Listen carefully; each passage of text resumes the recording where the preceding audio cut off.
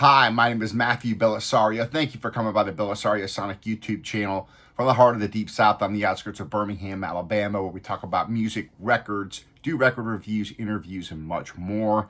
Today I'm going to be doing a needle drop review on my first one-step mobile Fidelity record. Before I get to that, I just want to remind you guys this Sunday, a nice interview with David Hellbach coming up. This review got a lot of views. A lot of people were interested in this. If you missed my review of this, go back and check it out. The Austrian Syndicate album, fantastic jazz fusion record. But I had a nice hour-long conversation with David, and we learned a lot about his musical career as well as this record. So I think you guys are going to enjoy that. And also, if you missed the interview that I had with Vladimir Shafranov, which I did review on 2 of his records, and a couple more coming here in the future, but I had a 2-hour-long interview with him that I posted up a few days ago with a lot of interesting information, a lot of great stories by Vladimir about his musical career, his things that he saw in the Soviet Union and beyond when it comes to jazz. I think you guys will really enjoy watching that if you're into jazz. So go back and check that out, that interview. Today, the video topic is this album here, which is a 1974 release, I believe, with called Eldorado by the Electric Light Orchestra.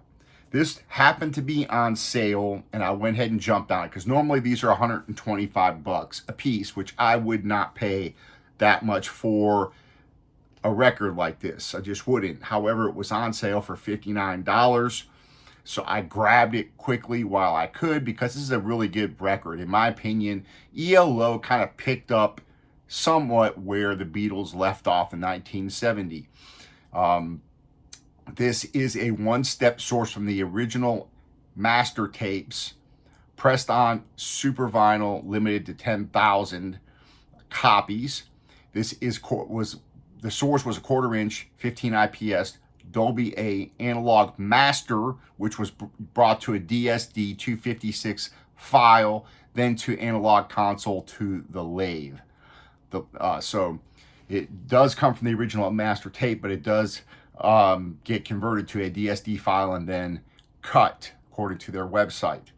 Now, the earlier Mobile Fidelity release, there was another one that came out March 22nd of 2022, which was a 33 RPM. It was the MoFi's Gain 2 Ultra Analog System process and was mastered for 33 RPM playback and pressed at RTI. It was remastered by Craig Wunderlich and Sean Britton, which this one was as well. But the 33 was pressed at RTI on the Neotech SuperVinyl. Everybody said it sounded fantastic.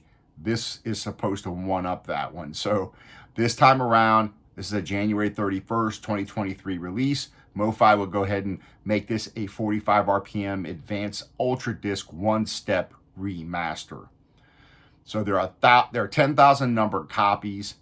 Again, this version's remastered by the same 2 as a double disc version at 45 RPM. Again, this is pressed at RTI as well and pressed on 180 gram super vinyl. So I'm going to be opening this up and we're going to be dropping the needle. So let's see how this sounds.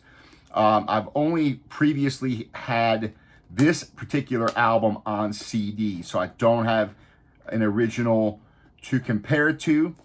However, I've read quite a few reviews on this by other people online, and they said that the first version, the 33 RPM one, blew away the original. And then some of the same people said when they got this one, it was even better. The soundstage was better. So it's going to be interesting to see how this sounds. Again, this is a really cool album, their first concept record. Of course, if you don't know ELO, they're an English rock band formed in 1970 by Jeff Lynne and Roy Wood with drummer Bev Bevan. The band's name, of course, it was a pun that references both electric light and light orchestral music, which was a style that was featured on BBC programs like light program between the 40s and the 60s. But ELO was formed for Lynn and Wood's desire to create modern rock music with classical influences. So during the first 13 years, which they call kind of the original period of ELO, they sold over 50 million records worldwide. The band unfortunately also holds the record for having the most Billboard Hot 100 Top 40 hits, which is 20 of them without a #1 hit. All right, so let's get into this Eldorado. Let's open this up and check out the presentation of this. So it's a box, comes in a box here. Lift off box, embossed top here. So a nice presentation. You have to give that to them. Again, I would not have paid $125 for this, but at 60 bucks, I figured I'd give it a go. It does come with the foam packing here at the top. All the record, you know, us record collectors, we like all this fancy stuff. It comes with the Ultra One-Step explanation card here that kind of gives you the process. So there you have that, how the disc was made. You know, if you're paying 125 bucks, you want to get something that tells you why it's so great, right? And you've got this fold out here, which is a replica card of the original jacket. So you've got the front, the back. Of course, this is from The Wizard of Oz, the cover there. This was released September of 1974. Recorded February to August of 74 at Delane Lay Studios in London. Here you got your lyrics. This is ELO's 4th album, and again, their first concept album. Okay, it looks like these LPs come in individual sleeves.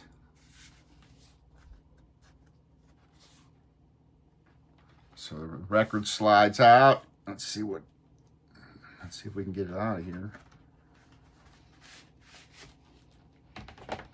So here's how it comes. Comes inside of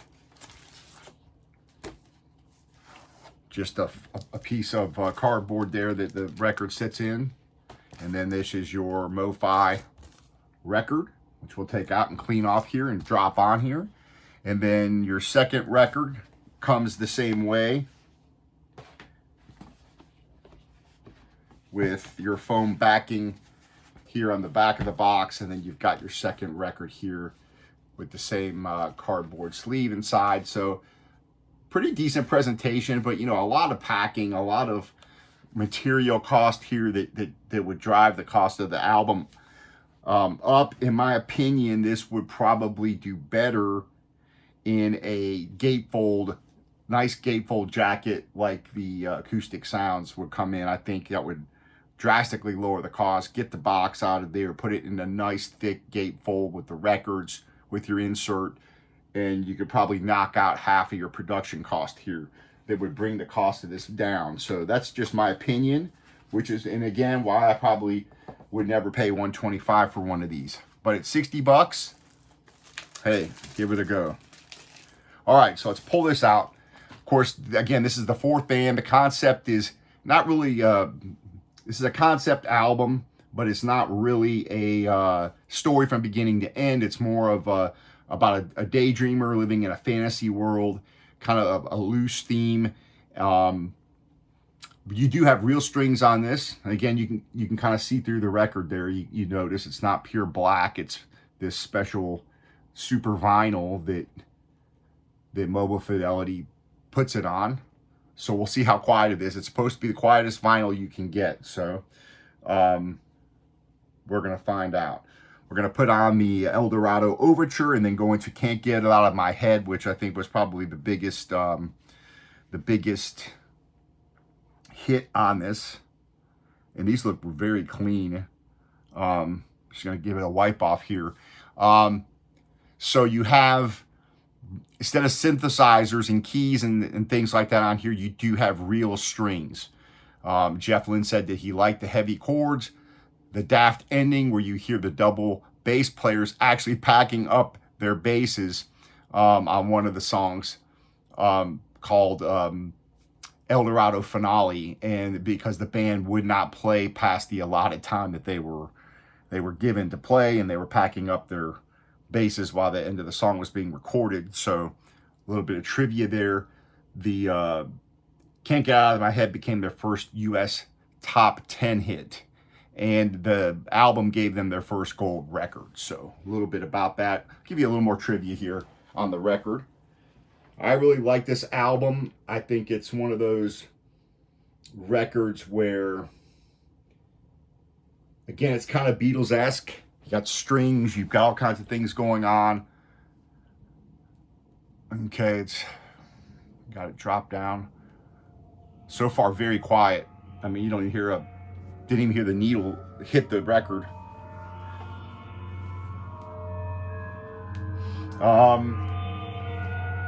So yeah, a lot of cool things going on in this album for a rock album. These are kind of the rock albums that I like, kind of a progressive with classical influences.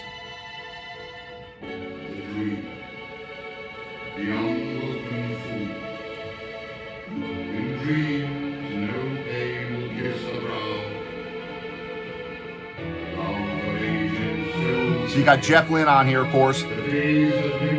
Bev Bevan on drums. Richard Tandy on piano. Mike de Albuquerque did not play bass on this, although he is credited for it. He actually departed before the album was recorded, and Jeff Lynne played the bass on the tunes.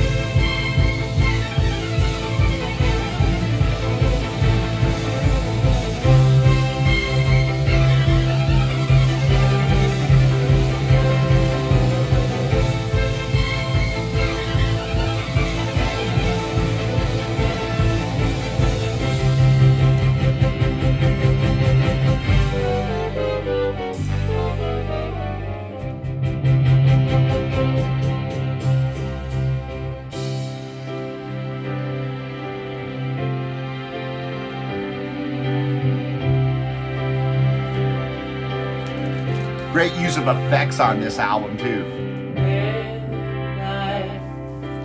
Nice.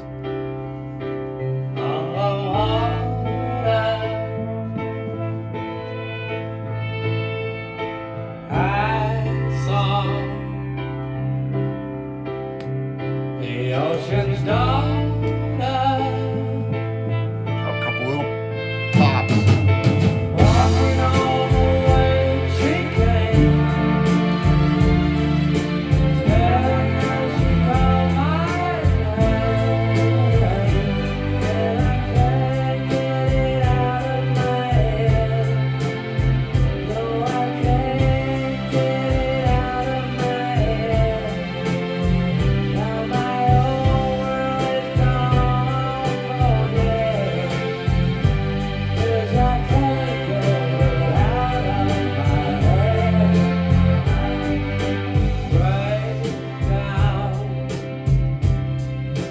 Sounds really nice. Wow, and all the background vocals and the...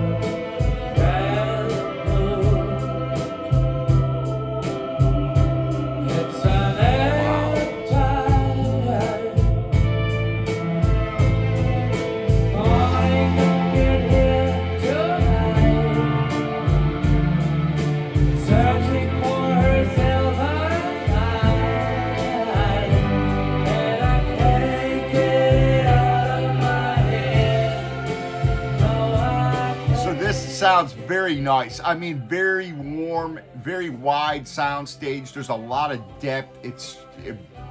sounds very good. I'm really impressed with it so far.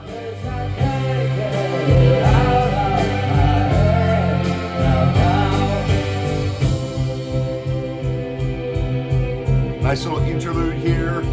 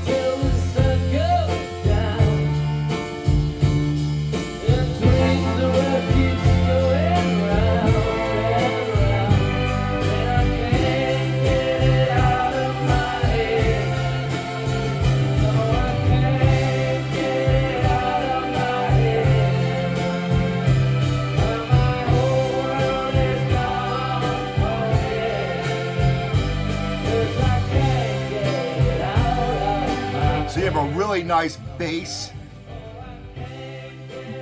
sound as well. It's very full spectrum. I mean, it reminds me a bit of a classical presentation. The production is done very well on this. And of course you have that effect on his vocals that gives it that unique sound.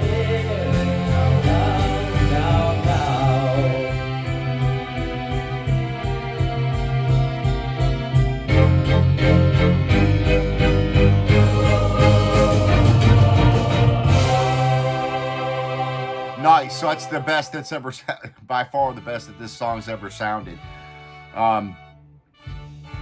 Very impressed. Going into Boy Blue here. Flat disc, very quiet except for that one little pop there.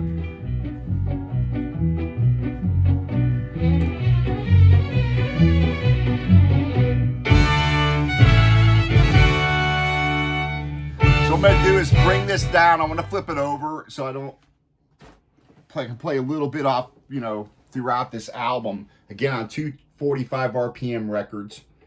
So this so far has just sounded fantastic. I'm going to play a little bit of Loretto Tornado here.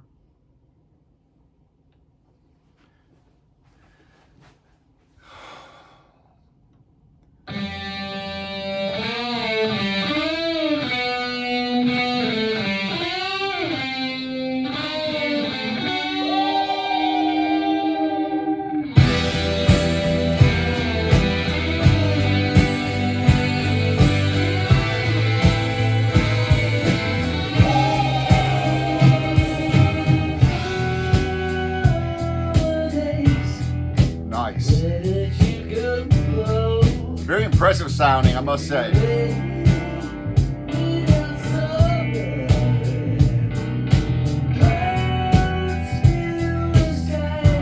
The drums sound fantastic here. A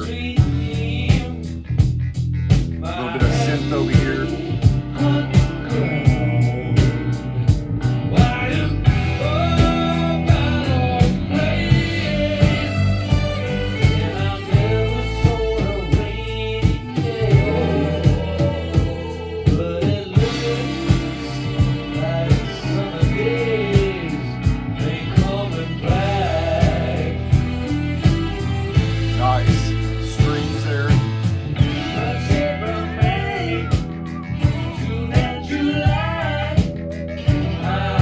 Really cool mix with things going on in both speakers. Really cool sounding record.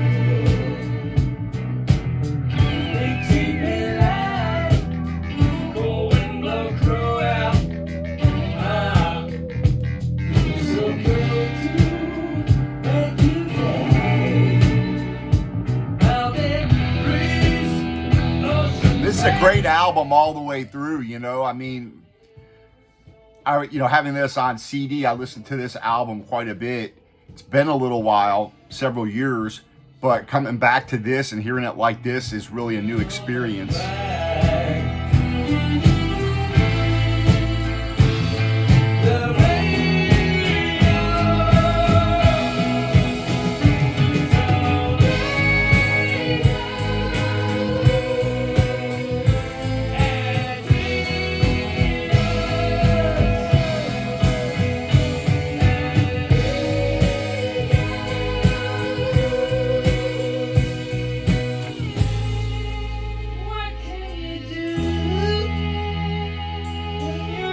A lot of cool dynamics on this album, you know.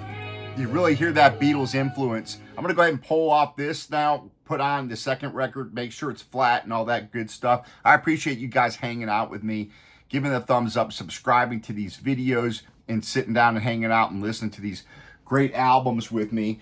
I got a lot of jazz records, more coming up. But I do like doing some of these rock records, especially stuff like this that's not the same old thing, you know, that are well produced. If you guys missed the Velvet Underground Loaded review, that was a kind of disappointment because it actually blocked my video completely and wouldn't let me put it up. So that really sucks. So I just kind of had to do an abbreviated review without playing the music. Let's put on here, which one we want to put on? Let's do Illusions in G major and then go to Eldorado and we'll close it out. How about that? Let me make sure these are very clean records. So I'm just wiping them off here with a anti-static sleeve with some distilled water. I don't like putting cleaning solution on records that don't need it, so I do not put cleaning solution on new records. I will put them on used records. So far the Clarity vinyl is pretty impressive. So far. You don't even hear when you drop the needle on it.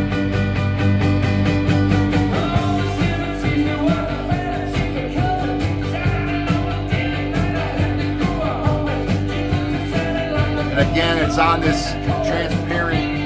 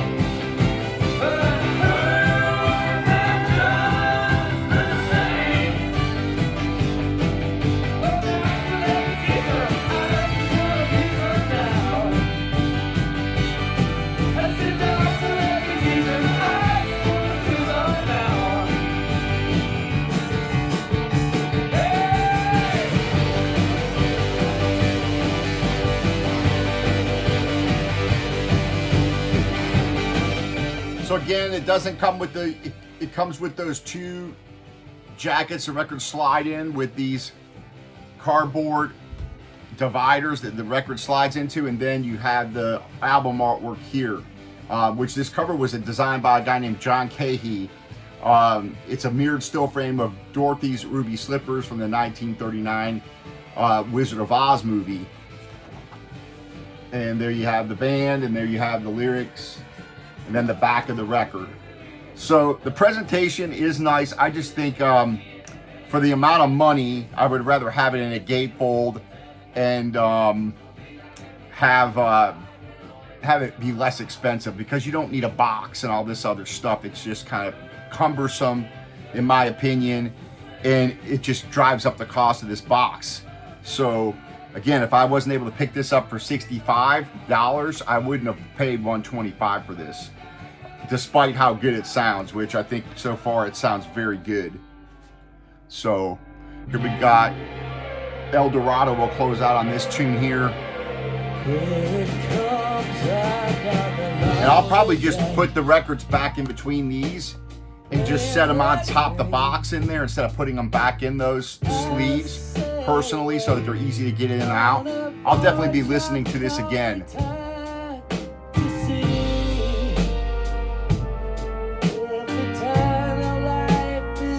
So I'll probably just set these in the box, put this in, and then take these and then just drop them in between in there, and then stick them in the box like that is what I'm probably gonna do. So definitely thumbs up. It sounds great. If you have the money to spend on these, I really don't. I can't spend $125 on an album. Ordinarily, that's not possible for me. But if you have the money, so far, if we're gauging on quality, this sounds very good. There seem to be pretty quiet vinyl. And that particular album is fantastic to present this way because of all the dynamics, the strings, all the things going on.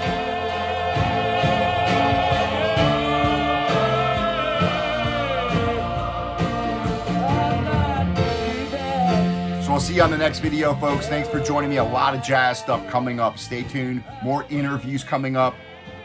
We'll talk to you later on, and happy listening.